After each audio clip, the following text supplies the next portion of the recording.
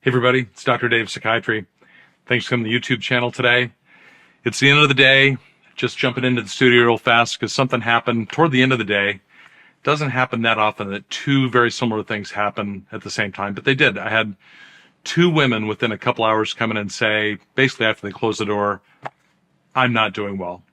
Letting me know that depression, sadness, crying, not coping well, just feeling terrible about stuff, worrying, not sleeping, not eating, just the whole picture.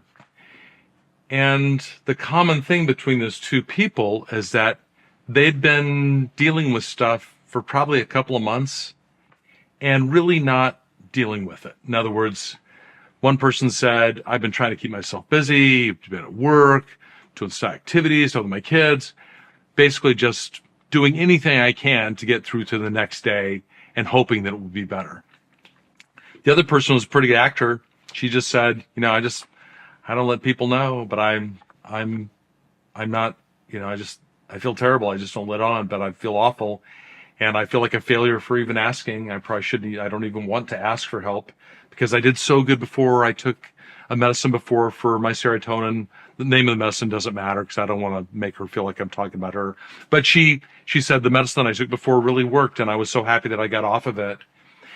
So for both of these people, I was able to say a couple things. Number one, if you found a lump in your breast, if you found, if you felt, if you were diabetic and you checked your sugar and your sugar was up, would you feel guilty about stuff? And the answer was no. I just didn't want to, just hoped it would get better. So the answer is, hope is not a plan of action. You can be hopeful, but hope is not a plan of action. If you've got a medical problem, you can't really afford to just hope that it gets better. So my advice to both of these people, and to any of you who are struggling with this issues, or people that I don't know, that I'm not taking care of, if you're managing your depression or anxiety, here's some really simple advice on what I tell people to do when this comes up. Keep a calendar to keep track of your bad days. Now, why is this important?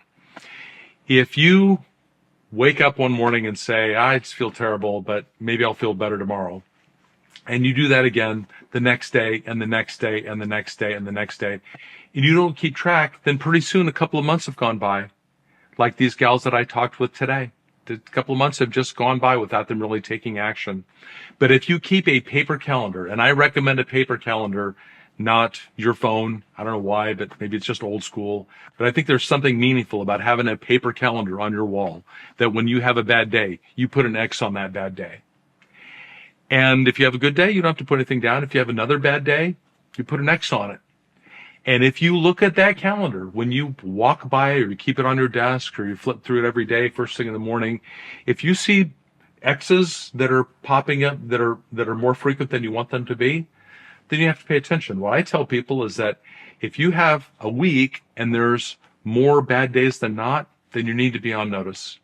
And if you go through a second week and you have more bad days than not, so 4 out of 7 or 3 out of 7 is a pretty good number, then you have to call.